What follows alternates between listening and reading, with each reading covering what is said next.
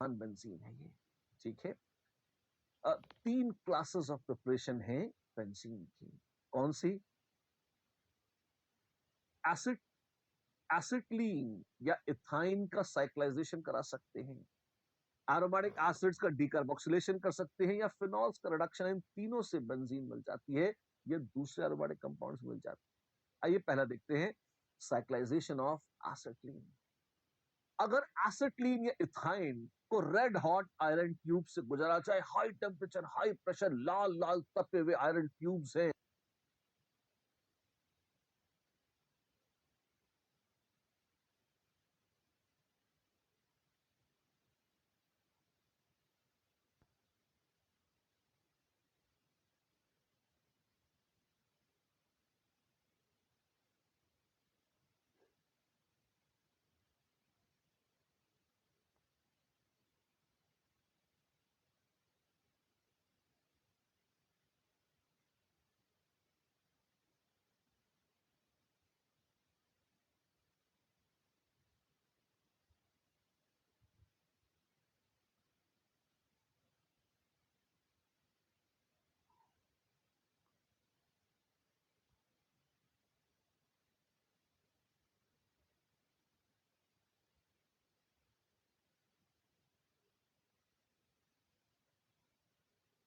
चले अरे आगे बढ़ रहे हैं।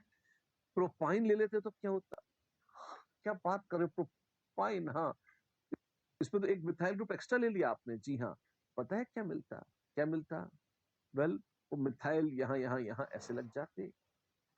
अच्छा, तो 135 ट्राइमिथाइल बेंजीन, 135 ट्राइमिथाइल बेंजीन, इसमें 135 के अलावा 124 और जिस भी दूसरे दूसरे जो परम्यूटेशन कॉम्बिनेशन है वो भी मिलने लगते हैं। हाँ, 123 लाइन से मिथाइल नहीं आते, लेकिन दूसरे ऊटपटांग कॉम्बिनेशन भी मिल जाते हैं मैक्सिमम, लेकिन ये मिलता है। ठीक है, जी लेंगे इसके साथ भी। कार्बोक्सिलिक एसिड्स अगर है तो प्रकृति में ये बहुत मिल जाते हैं, जैसे बेंजोइक एसिड। और आपको याद होगा, आपने सोडा लाइम के साथ हीट करके एक डिकार्बोक्सिलेशन रिएक्शन सीखा था, याद है, जिसमें कार्बोनाइन बना करता था अल्फा कार्बन पर। जी हाँ, तो वैसे ही अगर आपके पास है सोडियम बेंजोएट, ये क्या है? ये है सोडियम बेंजोएट। कभी आपने ये मैगी केचप या जो इस तरह की जो चटनी वटनी आती है मार्केट में रेडीमेड, उनके जो इंग्रेडिएंट्स है पढ़ के देखिएगा, उसमें सोडियम बेंजोएट लिखा होता है। अच्छा, तो उसमें सोडियम बेंजोएट डालते हैं? जी हाँ, डालते हैं। क्यों? ये एंटी फंगल कंपाउंड है, एंटी बैक्टीरियल कंपाउंड है। ये उस टमाटर की सॉस को जो नॉर्मली 10 दिन 15 दिन में सड़ जाती थी, सड़ने नहीं देता, साल भर चला लेता है। अच्छा, तो बड़ी अच्छी चीज है। हाँ, अच्छा तो है, कैंसर हो जाता है इससे, एक अलग बात है ना। व्हाट? हाँ, मतलब एक ऐसे नहीं कि उसको छूते ही कैंसर हो जाएगा, लेकिन आपने जिंदगी भर से खाया है तो कार्सिनोजेनिक कंपाउंड पहले नहीं मानते थे, आजकल उसको शुभ नहीं मानते। जिसमें भी एरोमेटिक रिंग्स होते हैं, कहीं ना कहीं लोगों को शक है कि वो कार्सिनोजेंस का काम कर सकते हैं, कोई बहुत शुभ चीजें नहीं है। प्रूवन कार्सिनोजन है ये, ऐसे तो मैं नहीं कहूंगा, लेकिन हाँ, इस पर बहुत झगड़ा और विवाद चलता रहा है सोडियम बेंजोएट पर। और आजकल जो ऑर्गेनिक प्रोडक्ट्स वगैरह बोलते हैं उसमें इसको नहीं डाला जाता, अशुभ माना जाता है।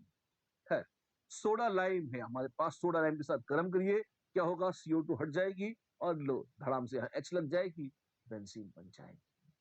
अच्छा, ऐसे? जी हाँ। यही नहीं, अगर आपके पास यहाँ बेंजीन के स्थान पर मान लीजिए होती नैफ्थलीन, तो क्या होता? ऐसे होता, फिर से NaOH CaO in the ratio 1:3, और हीट करते COO निकल जाता और लो नैफ्थलीन बन जाती।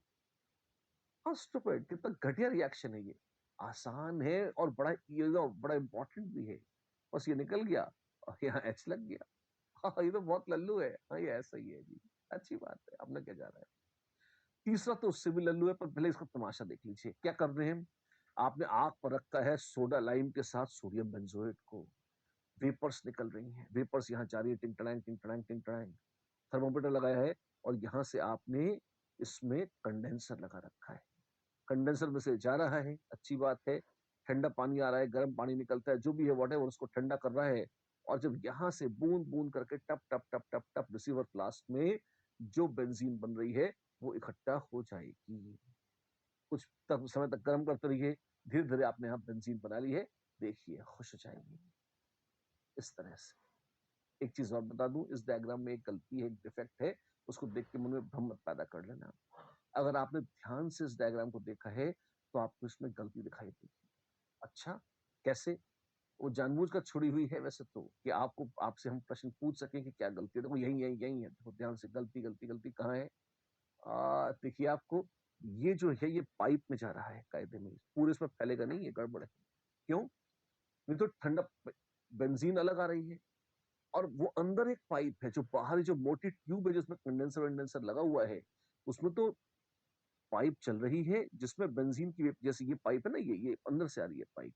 अच्छा, अब वो चल रहा है तो मैं उसको दिखा नहीं सकता, और बाहर से ऐसा होता है, ये कंडेंसर लगा है ऐसे। अच्छा, और इसमें इसमें ठंडा पानी आता है, गर्म पानी जाता है, वो तो ये सब पानी यानी बाहर है।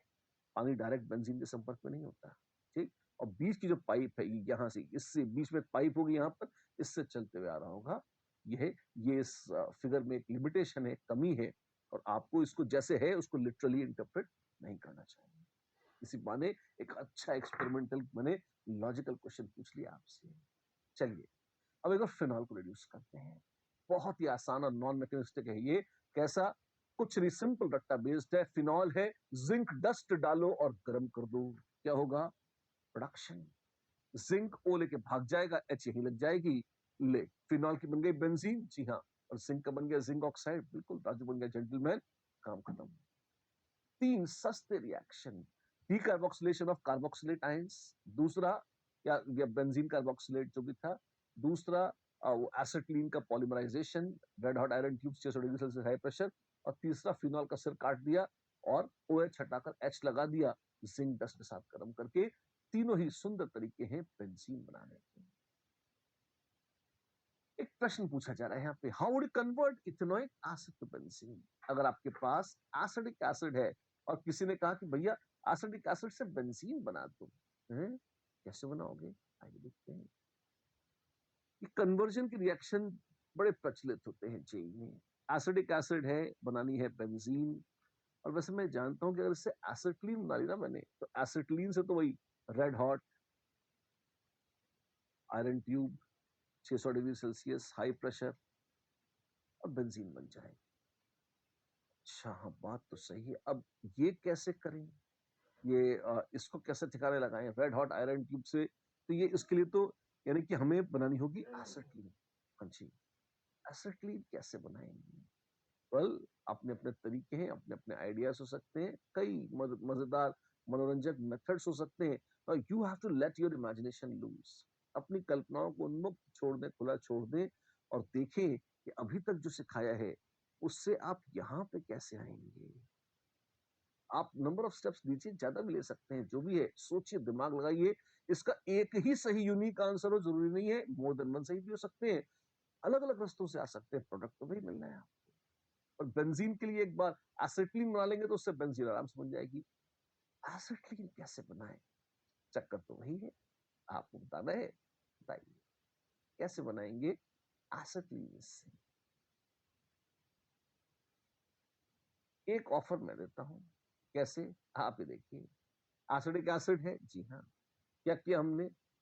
बेस डाल के सोडियम एसिटेट बना लिया, सोडा से गर्म करके मीथेन बना लिया। अच्छा, क्लोरीनेशन कराया, फाइन, वुड्स रिएक्शन कराया, अच्छा, इथेन। अब एक कार्बन से 2 कार्बन करे, और फिर क्या किया? तो क्लोरीनेशन से इथाइल क्लोराइड। बहुत लंबा तरीका लग रहा है वैसे। इथाइल क्लोराइड अल्कोहलिक को एच से अल्कीन, विनाइलिक या सॉरी विसिनल डाइहैलाइड्स ब्रोमीन डालकर, और फिर अल्कोहलिक केवेच और सोडामाइड से फिर एसिटिलीन बनाकर, फिर red hot iron tube. 7 8 9 steps हैं, पर इससे बेंजीन बनाई जा सकती है, ये एक तरीका है। अभी तक आपने जो रिएक्शन पढ़े हैं उनसे अगर आप खरामा खरामा चलते हुए बेंजीन बनाए, तो this looks like a fairly neat and clean method of doing it. कि इससे और अच्छे एफिशिएंट मेथड्स हो सकते हैं बहुत आराम से, लेकिन अगेन वो ऐसे हैं जिनके बारे में आपने अभी पढ़ा नहीं है, तो आपके लिए तो फिलहाल ये सही है शुरुआत के लिए। एक बात और, एक टिप्पणी कर देता हूं, कभी भी बीच में अल्केन बनाना एक बहुत अच्छी सिंथेसिस नहीं माना जाता। क्यों? अल्केन्स का एक दूसरा नाम था पैराफिन्स, वो काफी कम रिएक्टिव थे, तो ज्यादा रिएक्ट नहीं करते हैं। तो आपने एक रिएक्टिव फंक्शनल ग्रुप था आपके पास, उसको उड़ा के आपने लल्लू अल्केन बनाया। और फोटो हेलोजिनेशन की एफिशिएंसी हमेशा पुअर होती है, it's not a good reaction. तो ये सिंथेसिस ट्रूली स्पीकिंग एक घटिया सिंथेसिस है। बता क्यों रहे हो फिर हमको घटिया बातें? यूनिक आंसर नहीं होता जैसे मैंने कहा, और जो रिएक्शंस आपने अभी तक पढ़े हैं वो इतने लिमिटेड है, इतने सीमित हैं, उनके हिसाब से अगर करें तो ये एक तरीका हो सकता है। अदरवाइज तो काफी मजेदार तरीके भी थे जिनसे कर सकते थे, तो थोड़ा सा उसके लिए आपको अपनी नॉलेज और एक्सपैंड करनी पड़ेगी, थोड़े रिएक्शंस और लर्न करने पड़ेंगे, जो हम बताएंगे जैसे जैसे हम आगे बढ़ेंगे। राइट, चलिए फिलहाल के लिए ठीक है। एरोमेटिक कंपाउंड्स की फिजिकल प्रॉपर्टीज बताओ। प्रिपरेशन बता दिया, प्रॉपर्टीज बताते हैं। Physical state, colour, order, solubility, यही बातें होती हैं। तो कैसे होते हैं एरोमेटिक कंपाउंड्स? बड़े अच्छे होते हैं, अच्छे तो होते हैं, मतलब फिजिकल स्टेट कैसी होती है? Solid, liquid, gas. गैस कोई नहीं होता, या तो वो लिक्विड होते हैं, हाँ जी, और या वो सॉलिड होते हैं। अच्छा, कैसे? लाल, पीले, हरे, नीले, मोस्टली कलरलेस होते हैं, मोस्टली दे आर कलरलेस। और उनकी कई बार एक टिपिकल सी गंध होती है। गंध नहीं, गंध, स्मेल।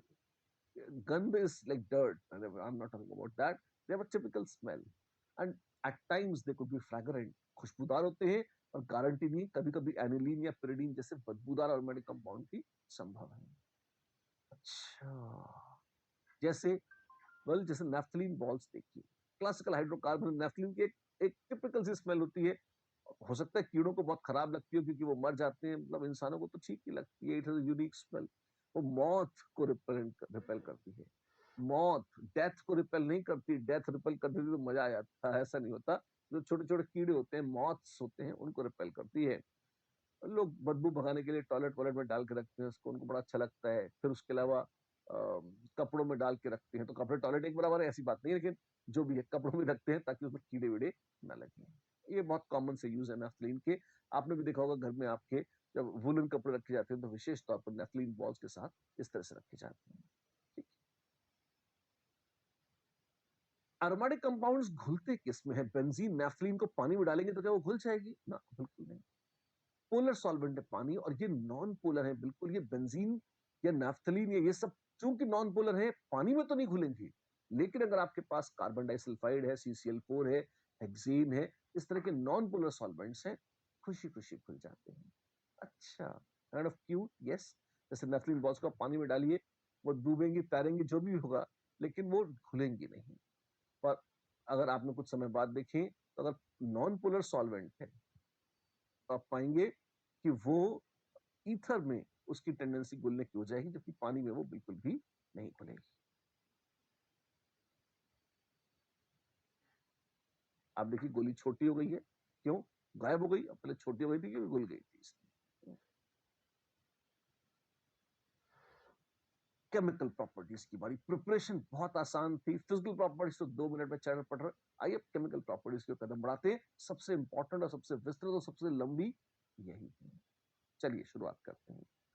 सबसे पहले शुरुआत होगी क्लासिकल बहुत ही मशहूर मैकेनिज्म से, जिसका नाम है electrophilic aromatic substitution. Electrophilic aromatic substitution, EAS इस शॉर्ट में लोग कहते हैं। उसके अलावा दो बड़े सस्ते रिएक्शन है, एक है एडिशन और दूसरा है कंबस्शन। कंबस्शन में तो आग लगा दो, जला डालो, हर चीज जल जाती है, ऑर्गेनिक कंपाउंड जल जाते हैं। एडिशन भी रेयर है, रोते पीटते धमाके करा के एडिशन करा तो सकते हो, पर सबसे सुपरहिट, मोस्ट इंपॉर्टेंट अगर कोई रिएक्शन है तो वो है electrophilic aromatic substitution on aromatic ring. Wow, ये कैसे होता है? ये बड़ा फैशनेबल नाम है, सुनने में तो काफी क्यूट लग रहा है भी। बड़ा मासूम सा रिएक्शन है, बहुत मशहूर रिएक्शन है। ठीक। बेंजीन का रिंग या एरोमेटिक रिंग आप ध्यान दें, इसमें जो पाई इलेक्ट्रॉन क्लाउड है, आप देखिए 1 2 3 4 5 6 ऐसे, ये क्या है, क्या बना रहे हैं ये सब? वेल, ये इलेक्ट्रॉन क्लाउड है जो ओवरलैप करते हैं, है ना? ये ऊपर और नीचे से देख लीजिए, 1 2 3 4 5 6, ऐसे इस तरह से। ये क्या है? ये इलेक्ट्रॉन क्लाउड्स है जो घूम रहे हैं। वाओ। और ऊपर से आया E+, कैसे आया? E+, tank tank tank tank tank, ये क्या इलेक्ट्रोफाइल है जो आ रहा है। इलेक्ट्रॉन रिच एक पाई बॉन्ड पर मर मिटते थे इलेक्ट्रोफाइल अल्कीन अल्काइन में, और यहाँ तो पूरा पूरा इलेक्ट्रॉन क्लाउड नाच रहा है, गोल गोल घूम रहा है, गरबा कर रहा है, डांडिया कर रहा है, जो भी है ना। तो आप देखेंगे अब इलेक्ट्रोफाइल की टेंडेंसी वहां अप्रोच करने की बहुत ज्यादा हो जाएगी। ठीक है ना। आप देखें कि लेकिन यहां पर बात यह है कि अल्कीन या अल्काइन में तो पाई बॉन्ड लावारिस था, उस पर एडिशन हो जाता था, कोई पूछ नहीं आता था।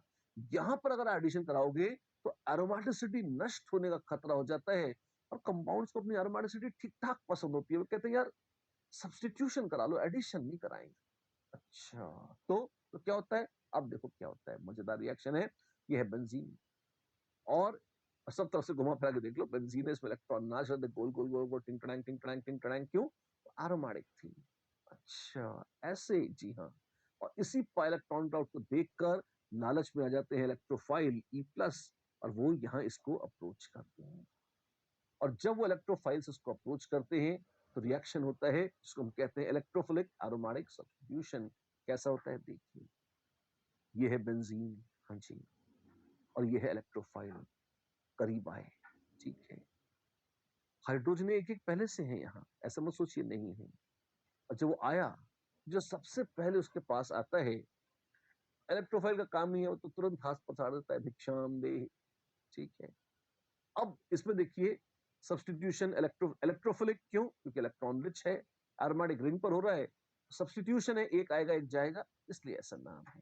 फाइन, इलेक्ट्रोफाइल आया, ओवरऑल रिएक्शन देखिए, बेंजीन में ई प्लस आया, वो खोपड़ी पे सवार हो गया, और यहाँ पे एच हट गई और एच प्लस निकल गया। तो हाइड्रोजन को एच प्लस बना के निकाल दिया, उसके बजाय ई प्लस लग गया। हाँ जी, तो ये सब्स्टिट्यूशन है बिल्कुल। ये बेंजीन रिंग पर है तो एरोमेटिक सब्स्टिट्यूशन है, जी हाँ। इलेक्ट्रोफाइल करा रहा है, इसलिए एक रिपीट कर रहा हूं, इसलिए electrophilic aromatic substitution. Good enough. कौन कौन सी रिएक्शन होती है? वेल, कई इसकी वैरायटीज होती हैं, halogenation, nitration, sulphonation, alkylation, acylation, बहुत वैरायटीज में देखेंगे। लेकिन जस्ट टू स्टार्ट विद, सबसे पहले हम देखते हैं इसका बेसिक मैकेनिज्म क्या है। आज हम इसका देखेंगे मैकेनिज्म, और फिर मुलाकात होगी तब हम विस्तार से पांचों रिएक्शंस को एक एक करके देखेंगे। लेकिन पांचों में मैकेनिज्म वही होगा जो आज बता रहे हैं, उसी को अप्लाई करेंगे, तो बिल्कुल ढंग से देखिए ताकि अगली बार हम इसको यूज कर सकें। अ, 3 स्टेप्स में होता है रिएक्शन। कौन सा? सबसे पहले इलेक्ट्रोफाइल प्रकट होता है, जन्म लेता है। फिर उसके बाद वो बेंजीन रिंग पर आता है, और उसके साथ चिपक जाता है, जुड़ जाता है, अटैच हो जाता है, उसके साथ एक एरीनियम आयन बनाता है, कार्बोकैटायन इंटरमीडिएट, जिसको बोलते हैं लोग एरीनियम आयन। Oh my God. और फिर फाइनली एक H प्लस का निकल जाना, ताकि एरोमेटिसिटी दोबारा लौट आए। ये होता है फाइनल स्टेप। यूजुअली इसमें ये स्टेप तो अलग से ही है, मेन रिएक्शन तो सेकंड और थर्ड का ही है। तो कभी कभी कुछ लोग इसे 2 स्टेप रिएक्शन भी बोल देते हैं, क्योंकि वो मानते हैं इलेक्ट्रोफाइल तो बना बनाया कहीं से हमने ले ही लिया है, ऐसा। तो जो पहला स्टेप है उसको देखिए, जनरेशन ऑफ इलेक्ट्रोफाइल। ये मेन रिएक्शन का, जैसे हमने कहा था, हिस्सा नहीं माना जाता। अलग अलग रिएक्शन में अलग अलग इलेक्ट्रोफाइल होते हैं, और हम एक एक रिएक्शन, जैसे हम नाइट्रेशन पढ़ेंगे तो हम नाइट्रेशन के साथ देखेंगे हैलोजिनेशन, सल्फोनेशन, फिल्ट्राउट्स। अभी शुरू में इस चक्कर में मत पड़िए, ये काफी अननेसेसरी, आपको कॉम्प्लिकेटेड लगेगा। It's a very easy affair. हम मान लेते हैं कि हमारा इलेक्ट्रोफाइल कोई बन गया, वो है ई प्लस। वो कुछ था, चला गया, आएगा, फिर से आएगा। अगली क्लास में इंडिविजुअली एक एक रिएक्शन को विस्तार से देखेंगे, बहुत अच्छे से उसकी बात करेंगे। पर अभी अपना ध्यान फंडामेंटल मैकेनिज्म से मत भटकाइए। हमारे पास एक इलेक्ट्रोफाइल आ गया ई प्लस, उस ई प्लस ने हाथ पसारा, इलेक्ट्रॉन दे, और वो इलेक्ट्रोफाइल अब अप्रोच करेगा किसको? एरोमेटिक रिंग को। कैसे करेगा देखिए, आप पाते हैं कि यहां पर तो ये इलेक्ट्रॉन क्लाउड था, हाँ जी, ऊपर नीचे ई प्लस आया, टिंग टैंग जुड़ गया। और जब जुड़ गया तो सबसे पहले बनता है एक चीज जिसे लोग कहते हैं पाई कॉम्प्लेक्स। क्या कहते हैं? कहते हैं पाई कॉम्प्लेक्स बन गया। और पाई कॉम्प्लेक्स बहुत रैपिडली चेंज हो जाता है, और मुद्दे की बात है वो इस तरह की कोई चीज बनाता है। कैसे? आप मान लीजिए डबल बॉन्ड है, और उस पर ई प्लस ऐड हो रहा है। कैसे सोचेंगे? मैंने पहले कई बार बताया आपको। आप मान लीजिए कि वो डबल बॉन्ड एक तरफ कूद गया, आपके पास क्या हो गया? प्लस, और यहां माइनस। और यहाँ ई प्लस है, उसको डोनेट कर दिया। इसको एक झटके में लोग अगर लिखना चाहें तो ऐसे लिखते हैं। कैसे लिखते हैं कि भाई ई प्लस है और कहते हैं ये लो, ये डोनेट हो गया। अच्छा, रिवर्सिबल रिएक्शन होता है। क्या बन गया? यहाँ आ गया प्लस। ये एच कहां से आ गई? पहले भी थी, यहाँ भी पहले ही थी। यहाँ एक एच थी और एक नया ई और आ गया है। अच्छा, तो ये sp3 हो गया है। जी हाँ, तो एरोमेटिसिटी उजड़ गई। यस। और क्या बन गया? वैसे तो आप इसमें रेजोनेंस रेजोनेंस करा सकते हैं, और करा करा के आप ऐसा एक आयन बना सकते हैं। यहाँ पे प्लस चार्ज फैला हुआ है, एच और ई, ये है एरीनियम आयन। इसी को वीलैंड्स इंटरमीडिएट भी बोलते हैं। वीलैंड महाराज पुराने वैज्ञानिक थे, उनके सम्मान में वीलैंड्स इंटरमीडिएट। ये अरीनियम आयन, ये कार्बोकटाइन ही है, इस तरह का बन जाता है, स्टेबल कार्बोकटाइन है। अरे तुमने एरोमेटिसिटी उजाड़ दी, पाप किया हमने, पर ठीक है, इतना बुरा भी नहीं किया, जी लेंगे इसके साथ। फिर क्या होगा आगे, देखते हैं आगे क्या होगा। जैसे हमने कहा था, it is also called sigma complex, Wheland intermediate, fine, big deal. तो विलैंस इंटरमीडिएट बना, पर एरोमेटिसिटी का उजड़ना ये तो पाप था। हाँ, उस पाप पर थोड़ा मरहम लगाया। कैसे? थोड़ा सा डिलोकलाइजेशन यहाँ से कराया, तो आप देखिए एक कटायन यहाँ, एक यहाँ बना, जिसको ओवरऑल इस तरह से हम लिख देते हैं कि भैया ये बन गया। ठीक है, लिख देते हैं। देन प्लीज नोट, एरोमेटिक नहीं है ये, पहले भी कहा था, फिर लिख के बोल रहे हैं जी हाँ ये एरोमेटिक नहीं है, हमने एरोमेटिसिटी उजाड़ दी। देखो इलेक्ट्रोफाइल आया, एक पाई बॉन्ड से जुड़ा, और तरह की ये देखो कैटायन बन गया, और यहाँ पर इस तरह से अब ये रेजोनेंस में आ गए। ये वीलाइंस इंटरमीडिएट है। बड़ा शानदार एनिमेशन है, ध्यान से देखिए, एकदम पिक्चर आंखों के सामने क्लियर हो जाती है। क्या गोल गोल इलेक्ट्रॉन नाच रहे हैं? नहीं। क्या एरोमेटिक है? नहीं, प्लस चार्ज शेयर्ड है। अब हमें तो एरोमेटिसिटी वापस चाहिए, क्या करें? कुछ वो sp3 वाले को sp2 में कन्वर्ट करो। कैसे करें? किसी को तो निकालो यार, H प्लस को निकालो, E प्लस को निकालो, पर एरोमेटिसिटी मतलब अच्छा नहीं लग रहा अपने को नॉन एरोमेटिक होकर। वेल, विलैंस इंटरमीडिएट चीखता है, चिल्लाता है, हमें एरोमेटिसिटी वापस चाहिए, वापस चाहिए, वापस चाहिए, हमारी मांगे पूरी करो। तो अब या तो E प्लस निकले और या H प्लस। अच्छा, आप चाहें मैं एक ढंग का स्ट्रक्चर बना के आपको दिखा देता हूँ।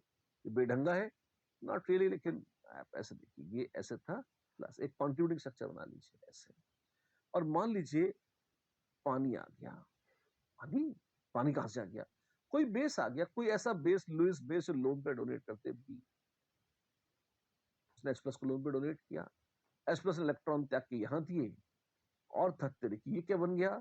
वेल, ये बन गया टिंग टिंग टिंग टिंग टिंग, ये और ये नया बॉन्ड, और ई, H प्लस ले गया बी और बन गया BH प्लस।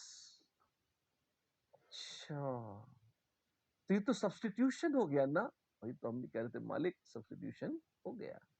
अच्छी बात है। ऐसे देख, इस तरह से देख रहे हैं। यहाँ तो बी माइनस लिखा है, आप अपनी बात करते हैं। आप, हमने बी लिखा था तो BH प्लस बनाया, यहाँ बी माइनस लिखा है तो BH, इसमें H प्लस जोड़िए तो BH बन गया। अपनी मर्जी, आप जो चाहे लिख लें, कोई फर्क नहीं पड़ता उससे। ठीक, अच्छा, वो दिखाओ एक बार करके, एनिमेशन में देखिए। ये विलैंस इंटरमीडिएट है, sp3 एटम है, बेस आया, और देखो H प्लस चुरा लेगा वो, निकल निकल निकल निकल गया, वो sp2 हो गया, और चपटा चपाट और ई जुड़ गया है सब्स्टिट्यूशन प्रोडक्ट के तौर पर। खास बात है, देखिए इसको, सुंदर है, शानदार है। बेस आया और इसने H प्लस चुराया, H प्लस के निकलते ही sp3 से sp2 हुआ, प्लेनार हो गया, फिर से एरोमेटिक हो गया। दिल को खुशी हुई, मन को सुकून मिला। आप भी खुश हैं? बिल्कुल। ग्राफ कैसा होगा? सबसे बुरा था एरोमेटिसिटी का उजड़ना। तो आप देखिए, ये था जब E प्लस आया था बेंजीन रिंग के पास, और जब वो जुड़ा तो पाप के चरम पर ये आ गया, ये बन गया विलैंस इंटरमीडिएट। और ये है, गौर फरमाइए, गौर से देखिए, ये हो जाएगी energy of activation for first. अब जब H प्लस लूज होना है तो हल्के से रेजिस्टेंस के साथ, दिस इज, वैसे तो बहुत जरा सी है ये है energy of activation for second step, जो खास नहीं है, और ये फाइनली बन गया प्रोडक्ट। इसमें जो चैलेंज था, जो RDS है, वो है स्टेप 1। RDS क्या होता है? स्लोअर स्टेप, जो धीमा चलता है, जिसके कारण हम ओवरऑल रेट देख पाते हैं। फर्स्ट स्टेप वैलेंस इंटरमीडिएट का बनना, एरिनियम आयन का बनना, वो है रेट डिटरमाइनिंग स्टेप। तो जैसे जैसे एरिनियम आयन की स्टेबिलिटी बढ़ती जाएगी, वैसे वैसे और तेजी से होता जाएगा electrophilic aromatic substitution. Right, step से फिर देख लीजिए। इलेक्ट्रोफाइल आया, सबसे पहले pi complex which rapidly changes to sigma complex which is also called arenium ion या वैलेंस इंटरमीडिएट। ये स्टेप 1 था या स्टेप 2 था। ई प्लस पहले बन चुका था तो वो स्टेप 1 था। यहां से यहां तक स्टेप 2 और ये है स्टेप 3, जिसमें H प्लस का लॉस होता है और दोबारा सब्स्टिट्यूटेड एरोमेटिक कंपाउंड मिल जाता है। डन टन टन टन टन टन टन। एक क्वेश्चन हो जाएगा, which of the following species is expected to have the maximum enthalpy in an electrophilic aromatic substitution reaction? Maximum enthalpy किस स्पीशीज की होगी? द लीस्ट स्टेबल कौन सा होगा? ग्राफ में तो शुरुआत थी, हाँ जी। फिर इलेक्ट्रोफाइल हल्का हल्का आया, जुड़ा, हाँ। ये क्या, ये तो सिग्मा कॉम्प्लेक्स बन गया, तो ये हल्का हल्का टूटा और ये ऐसे। इसमें ध्यान दो, ग्राफ भी था हमारे पास। क्या हो रहा है? जब एरिनियम आयन बन गया है तो थोड़ी शांति है। अच्छा, और यहाँ क्या है? हल्का हल्का ई प्लस जुड़ रहा है, हल्का हल्का ये बन रहा है, ये लीस्ट स्टेबल है। अच्छा, तो इलेक्ट्रोफाइल अप्रोच कर रहा है, वो सबसे पुअर है। जी हाँ, बिल्कुल, हाँ, ये वाला पोर्शन। तो 2 स्पीशीज 2 इज लीस्ट स्टेबल। जी हाँ, मैक्सिमम एंथैल्पी मतलब लीस्ट स्टेबल 2 है, लीस्ट स्टेबल। एक छोटा सा कन्वर्जन क्वेश्चन आज के लिए, इथीन से बेंजीन कैसे बनाओगे? इथीन से बेंजीन, हाँ, एक देखा है, एसिटिलीन बना लो, बेंजीन बन जाए। एसिटिलीन कैसे बनाएंगे? वेल, अगर मेरे पास था CH2 डबल बॉन्ड CHBr और ये NaNH2 से ट्रीट करूं तो बेंजीन बन जाए। ये कहां से लूंगा? अगर मेरे पास है CH2Br और यहाँ है CH2Br और मैं इसमें अल्कोहलिक KOH डाल दूंगा तो ये हो जाए। ये कहां से बनेगी? अगर मैं Br2 CCl4 डाल दूंगा, लो हो गया। ब्रोमिनेशन कराइए, विसिनल डाइब्रोमाइड बनाइए, alcoholic KOH, vinyl bromide, sodamide, acetylene, red hot iron tubes, benzene. There we are. Done? Done. एक question, generally benzene gives EAS जबकि उसमें डबल बॉन्ड्स होते हैं, ऐसा क्यों? कितना घटिया क्वेश्चन है। अरे एरोमेटिक होती है इसलिए यार, एरोमेटिसिटी बढ़िया चीज है, उसको डिस्टर्ब नहीं करना चाहती इसलिए। जे का क्वेश्चन था इसलिए पूछ लिया। जी में ऐसे आसान क्वेश्चन भी आता है, अरे कुछ भी आता है जी, आप तो बस पढ़ते रहिए, देखते रहिए, सीखते रहिए, सिखाते रहिए और इसी तरह से मुलाकातें करते रहिए, असाइनमेंट्स करते रहिए। आज लास्ट पोर्शन में हमने जो मैकेनिज्म सीखा है, कौन सा? ये इलेक्ट्रोफिलिक एरोमेटिक सब्स्टिट्यूशन का। ये और परवान चढ़ेगा अगली बार जब हम हैलोजेनेशन, सल्फोनेशन, नाइट्रेशन, फ्रीडल-क्राफ्ट रिएक्शंस, अल्काइलेशंस, एसिलेशंस, इन सब की बातें कब करेंगे? अगली बार। आज की मुलाकात बस इतनी ही। नमस्कार।